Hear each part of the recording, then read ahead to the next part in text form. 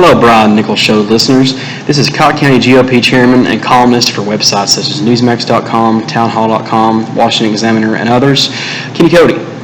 I've appeared on the Brian Nichols Show many times, and it's often to appeal to you libertarians who sometimes fiddle around or are curious to the Republican Party, and to give my perspective from a libertarian perspective on where the Republican Party should go. So my topic that I wanted to do for this little 10-minute snippet on Brian's show today is about populism. Populism has become a very strange term over the last few years. Since we saw Bernie Sanders and Donald Trump enter the political arena in 2016, I think we saw both parties sort of shift toward this idea of populism. But really, what is populism? People debate. Is it economic populism to this point that we're talking about the government getting involved in economics? Is populism democratic socialism? Is populism concentrated on an idea? Or can any ideology use it?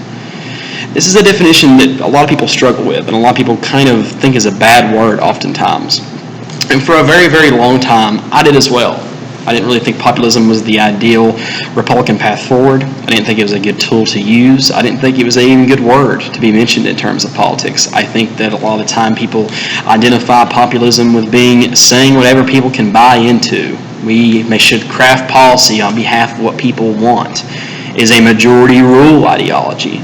But I'm really here to tell you today that it's not an ideology at all. The term isn't ideological.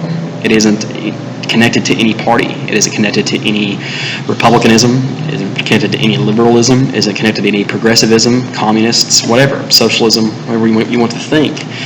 What populism is a way to really get people to realize what your policy positions are, how to make them make sense.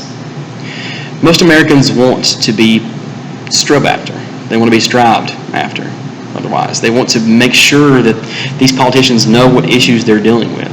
Yes, you may have a particular ideology on taxes. You may have a particular ideology on health care, on guns, or anything else. But there's a lot of people who are one-issue voters. There are a lot of people who deal with a variety of different issues that they want to see politicians attack. But the centric definition of what populism is the people versus the elite. Whether you want to argue about who the elite is really up to the ideology that is using it or the person that is using it. But that's really what the central definition seems to be, at least at this point. Okay? The problem is what is the elite? And this is often kind of crafted after being corporations. This is often crafted after being Wall Street. Or even people in a separate ideology. If you're a Republican, it may be a Democrat. If you're a socialist, it may be a libertarian. If you're a communist, it may be a capitalist. Okay, there's a lot of different people versus the elite. It may be workers. It may be their bosses. If you're talking about socialism or communism. Okay, seizing the means of production is an entire ideology based upon the workers against the bosses, the workers against the elite, the elite class that controls the country. But the way conservatives and libertarians can use this is to create distrust within the government. And sometimes even Democrats and socialists and progressives want to paint that out to be an evil thing. They think if we question our government, we're sort of being insurrectionists as they try to paint Republicans and libertarians to last year. But that's not at all true. The problem that progressivism and liberalism oftentimes get wrong is thinking that these problems that a lot of people are independents or even Democrats can be solved with government. And the way that libertarians and Republicans can use this and use that question and use that problem that progressives, liberals, and Democrats sort of combat is to use populism to their advantage. Again, we have all sorts of ideologies that we hold true, that make us libertarians, that make us conservatives. Okay, the reason that I'm not a traditional Republican or a neoconservative is because I'm an anti-war. I'm an anti-interventionist oftentimes. But the problem is not a lot of people may even care about that. Now, I'm glad Donald Trump made that a central issue in his campaign in 2016, being anti-Iraq war, being one of the first Republicans since Ron Paul to come out as an anti-war Republican. I think it's a great thing. But that's not the reason that a lot of Republicans or a lot of independents and a lot of voters were attracted to Donald Trump. It was because he made generic issues and he applied generic issues and generic solutions to people's problems. Right? He did this in a good way, and so did Bernie Sanders. That's the reason that Bernie went from being sort of a outlier senator sort of an outlier of the Democratic Party, the same way Ron Paul was an outlier with the Republican Party. You saw these two men who were basically looked at as crazy people sitting in a corner ranting and having loud voices, having their voices made fun of and things like that, seemed like crazy people. But the problem is now Rand Paul, who is Ron Paul's son, has become a central voice of the Republican Party, and Bernie Sanders has become a central voice of the Democrat Party because of populism, because they have shifted the narrative on their party's direction. They have shifted the narrative on their party's pathway to success and how to make sure that the Democratic Party or the Republican Party can apply and solve people's actual problems instead of just solving them in D.C. and solving what bureaucrats or what the elite want them to solve. That's the way libertarians and conservatives can really craft policy that makes sense, that crafts policy that actually solves things. If we want to be anti-war, we can present it in a way that nationalism itself and the Republican Party itself, to protect individual liberty, shouldn't be sending their men and women off to die. We want to talk about guns. We want to make sure each individual can protect themselves. There are all kinds of different ways that we can reveal the evils of government and reveal how government has failed and make it applicable to people's decisions and people's attitudes towards government. That's how libertarians and conservatives can use it. The elite is the government. The elite is the government bureaucrats that sit in Washington, D.C. and craft policies for Appalachians like me. I'm sitting here in cold Cott County, Tennessee today, cold and rainy Cott County.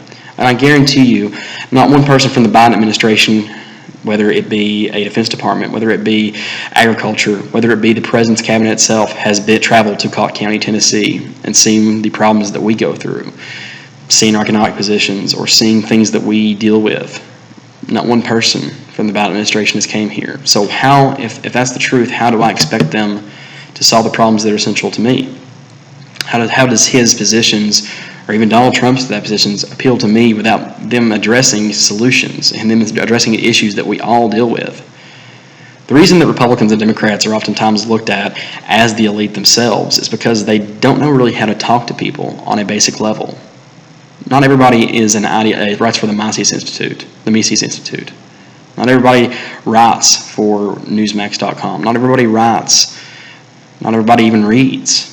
Nobody even looks at media or anything anymore. They may watch an occasional cable news show every now and then, or listen to a podcast, or watch a YouTube video, but they aren't going on there and looking and watching Thomas Sowell, or they aren't going on there and listening to Noam Chomsky.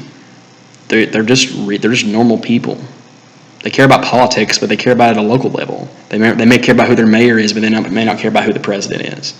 So how do we appeal to those people? They don't read that much policy. They don't really care about that much policy, and I don't really blame them. It gets very annoying, and it gets very classist. It gets very over their heads. I'm not saying people are of a lower education level because they don't care about politics. I don't care about certain sports. I don't care about certain topics. I don't even care about certain policy positions that much.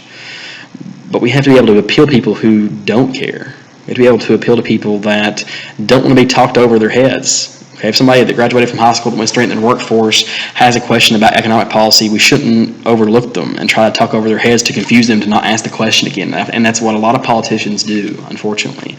A lot of politicians talk over people's heads, use big words. And I have this mistake as well. I think a lot of us that are in politics make this mistake all the time, where we talk over people's heads. We think we're smarter than somebody we're talking to.